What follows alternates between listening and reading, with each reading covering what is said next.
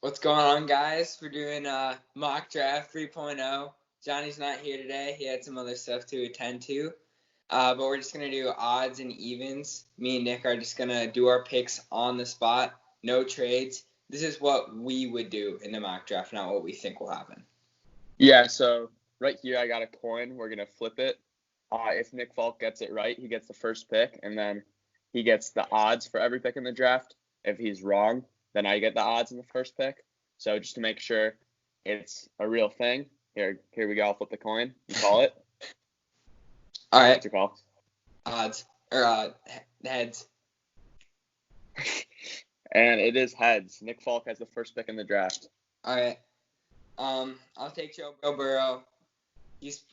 Okay, so some people have been saying, well, he doesn't have the arm strength. Something that I haven't seen in a long time is how prepared he looks every time. He looks like a Tom Brady type, and I don't think that's stressed enough. So I don't think I can go wrong with Joe Burrow here. And even with the arm strength, he still throws an amazing deep ball. So I wouldn't deny it. Yeah, he still has a really good deep ball. Yeah, so with the second pick in the Engine mock draft 3.0, I'm taking for the Washington Redskins. Chase Young is already a strength. Make it even more of a strength. He's the best defensive prospect in this draft. No question. And I think he's a game changer on the edge.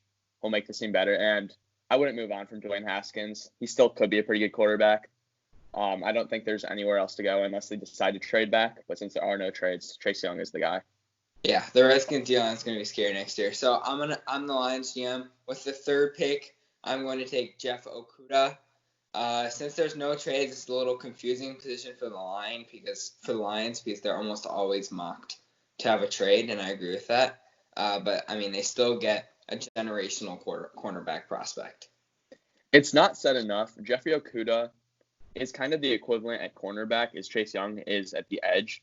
He's so long. He's an outstanding shutdown cornerback. So I really like this. Do you think the Lions get better, though, losing Darius Slay and moving on to Okudah? No, but they get better for the future. Because Darius Slay was going to be there anyway. So I think they actually ended up in a great position with possibly the best quarterback prospect in a decade. And realistically, you could move down and still get him. That's true. I think if I'm the Lions, you definitely need to get more value in this draft. All right, with the fourth pick in the mock draft, the New York Giants, I'm going Jedrick Wills.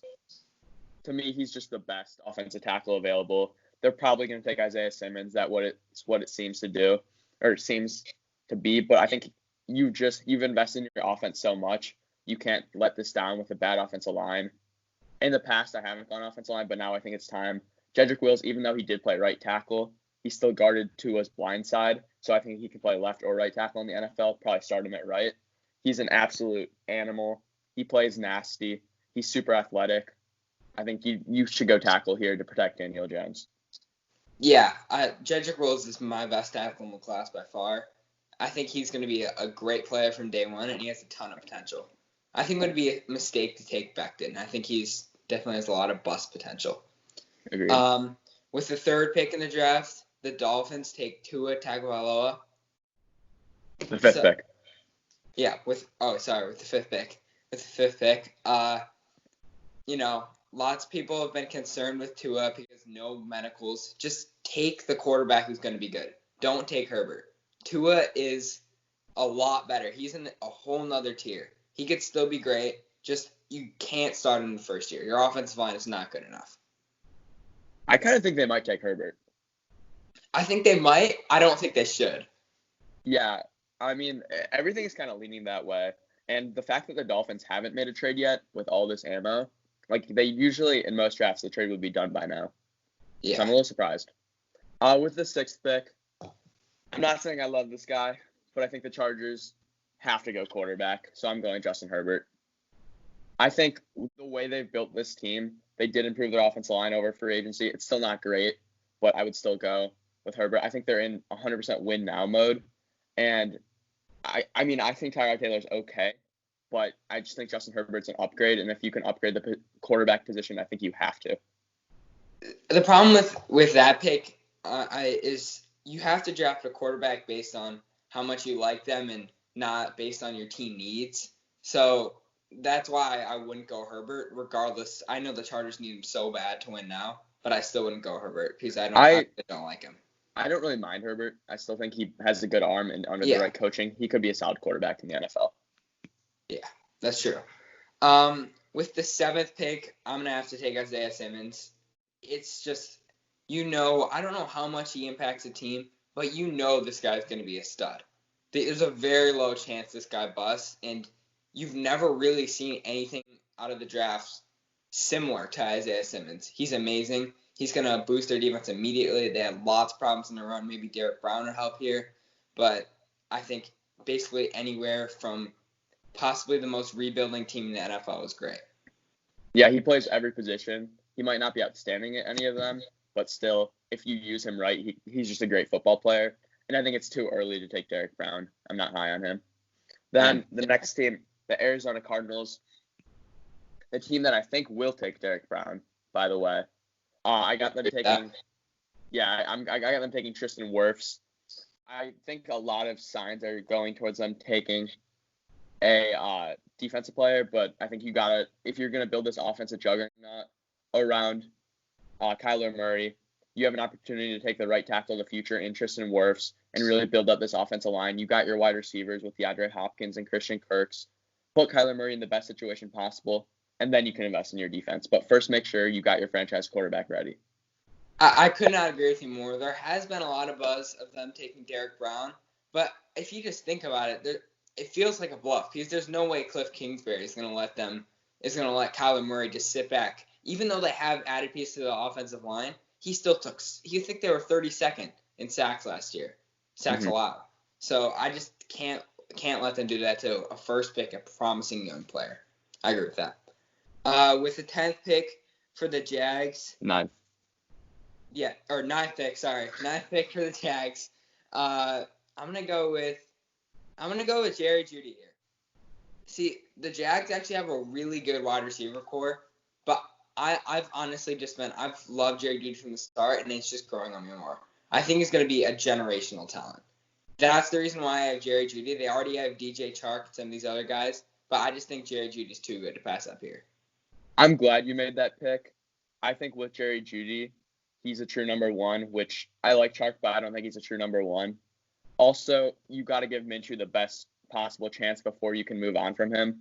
There's no quarterback I'd rather have right now than Gardner Minshew. But at the same time, if you give him Jerry Jeudy and they're not successful, he's not the answer. Yeah. So, and I understand the idea of going offensive line, but I really think they're pretty young, and it's not that bad. I think you go for the best player available. Realistically, I think they move down here too. That's definitely possible to get more because they're in a full rebuild like the Panthers. Yeah. With the next pick, the 10th pick in the mock draft, the Cleveland Browns go Andrew Thomas, offensive tackle, Georgia. He's probably the safest tackle in this draft, and I also think he has pretty good upside. He's a pure left tackle, which is perfect because they got their right tackle in Jack Conklin, and they literally have no left tackle. He's definitely a plug-and-play guy. He can start day one. I honestly considered Becton here just because of the upside, but I think with Thomas, if you're going to want Baker Mayfield to succeed, you need a passing offensive lineman, and that's exactly what Thomas can do. Yeah, I think Thomas has been falling a lot of mock drafts, and I just completely disagree with that. I think he's still an amazing player. So I like the pick. With the 11th pick, the New York Jets, we're gonna select.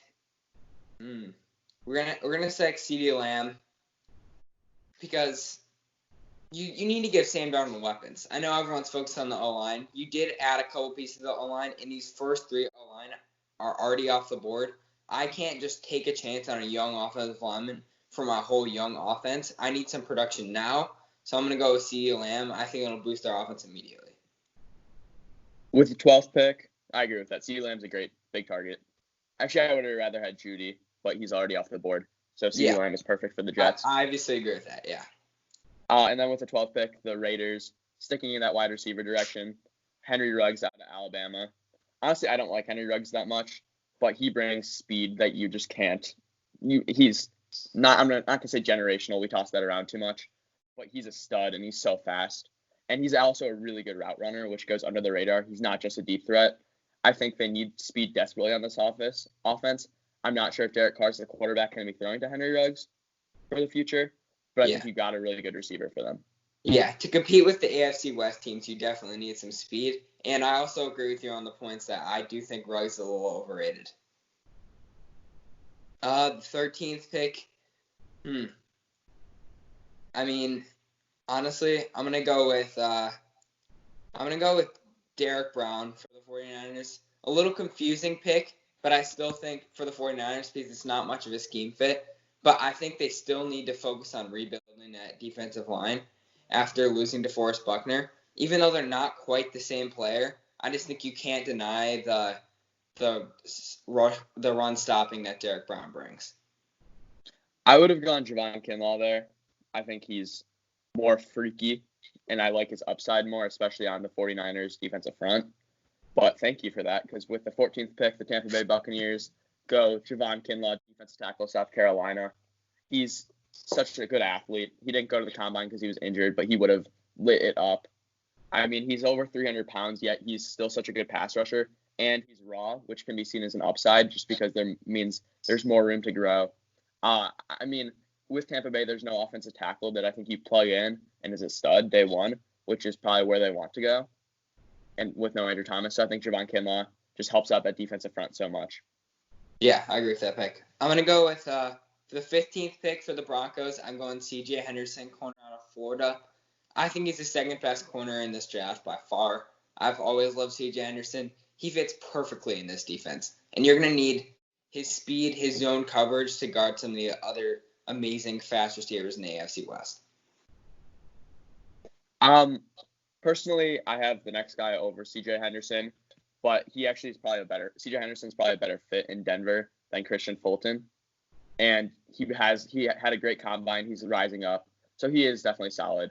With the 16th pick, Atlanta's going Christian Fulton, cornerback out of LSU. I think he's more of a day one prospect than C.J. Henderson. And I think Atlanta's a win-now team, so that fits well. He can play all around the secondary. He's played in the nickel. He's played in the slot. And he's definitely a true outside corner if you want him to be. He had an amazing 2018 season. Not as good this year, but it seems like it was because of injury. So he's my second guy in this draft just because of how versatile and how day one ready he is. Yeah, I do like Fulton, but I definitely would say I have C.J. Henderson in a different tier.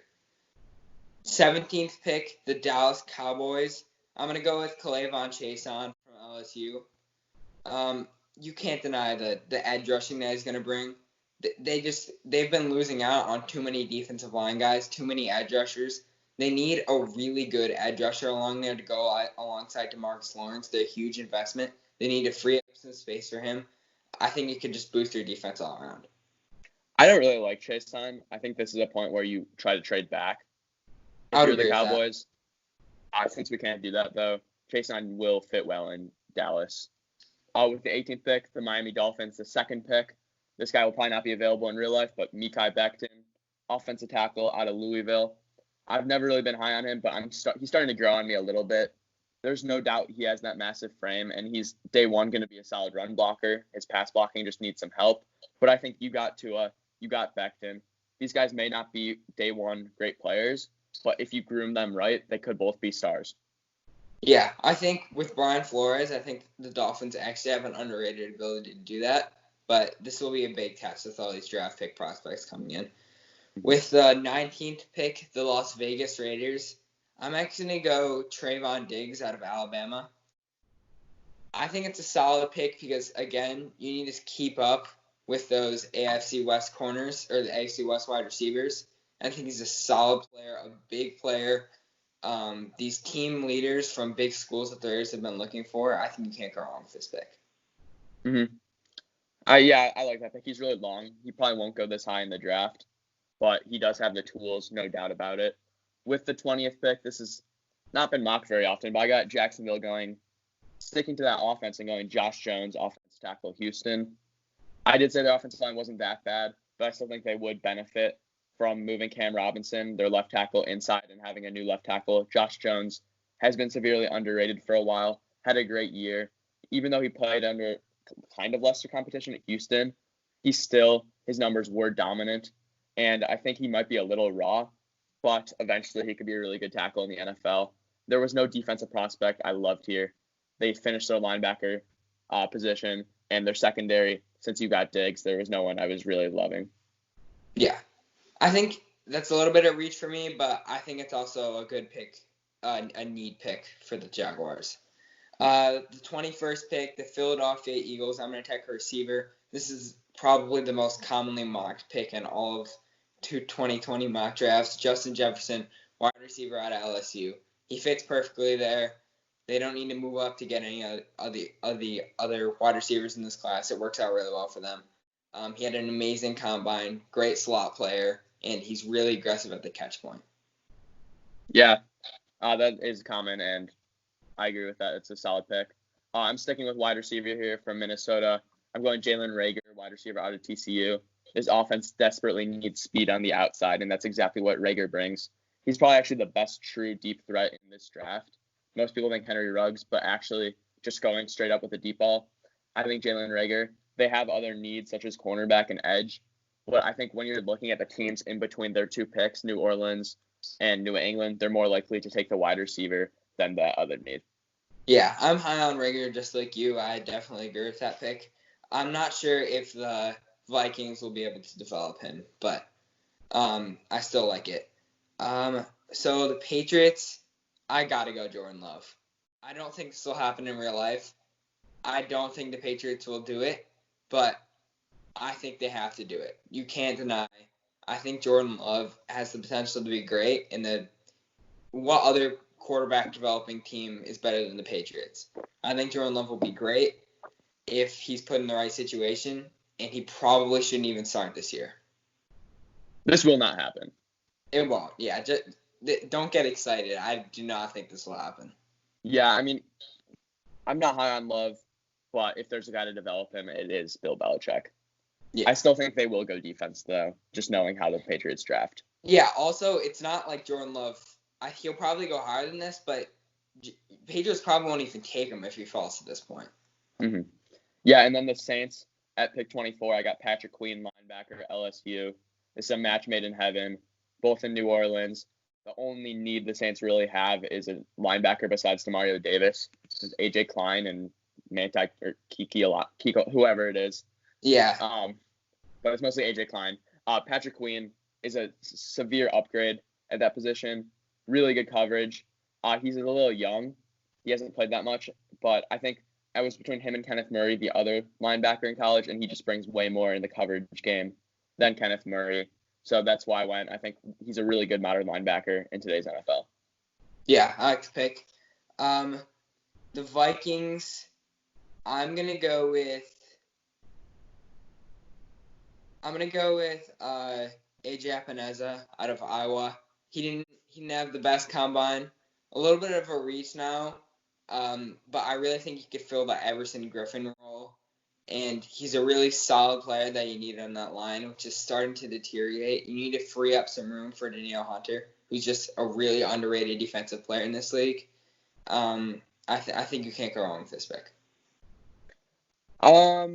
So I kind of agree with that pick. I actually almost went Epineza at 22, but the reason I went Reagor was because I was kind of counting on you taking a cornerback at 25 with the second Vikings pick. I was between Gladney and him.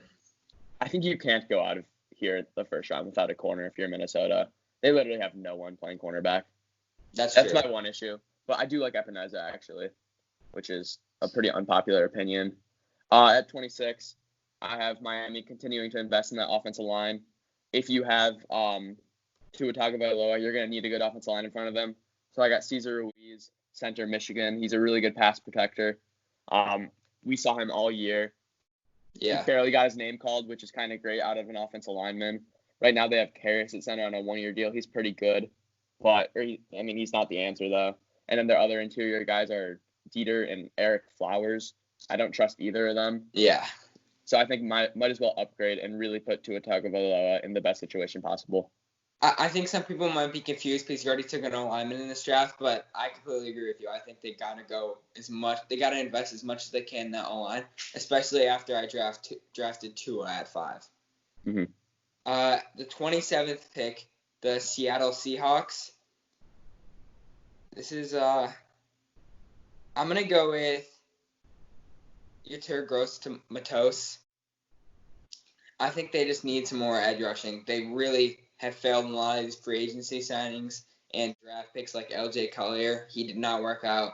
They need someone to go alongside Jadeveon Clowney if they do bring him back, or they literally don't have any other pass rusher besides him.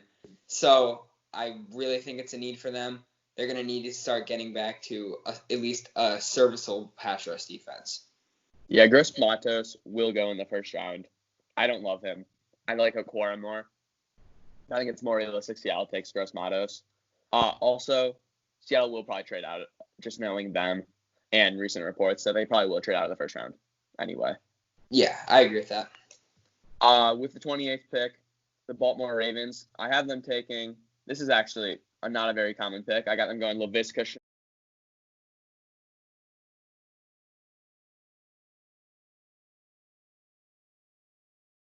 Shenault Jr., wide receiver, Colorado. He's kind of a running back, kind of a receiver. He can play anywhere on your offense. I think he's perfect with Lamar Jackson on this short throw, run-heavy offense. And he's a weapon. Well, you could say whatever he wants. He's the Isaiah Simmons of offense. Play him anywhere on the offense. He's so great after the catch, so hard to tackle. He has the injury concerns. That's why most people have him falling in their draft. But I still think what he can bring makes him as a first rounder. I understand the idea of Baltimore going linebacker, but to me, they just don't really play linebackers that often. So I think just get a great offensive weapon. They don't have a really good receiving core yet, so keep investing in it and make this offense even more explosive. Yeah, Shenault has been falling in a lot of mock drafts, and I just don't agree with it. I think calling him the offensive Isaiah Simmons is a little bit of a reach, but I do like him. At 29, the Titans, since you passed on him, or actually, never mind. I'm going to go with Julian Okora out of Notre Dame. I think he fits better in the Titans offense. They need another pass rusher outside of Harold Landry, which is probably their biggest team need right now. And Okora can really bring that from day one. He has had some injury concerns, but his length is just going to be so good in that Titans defense. He's also a solid run stopper. So, Do you think the Titans have a chance of getting Clowney and then maybe going secondary?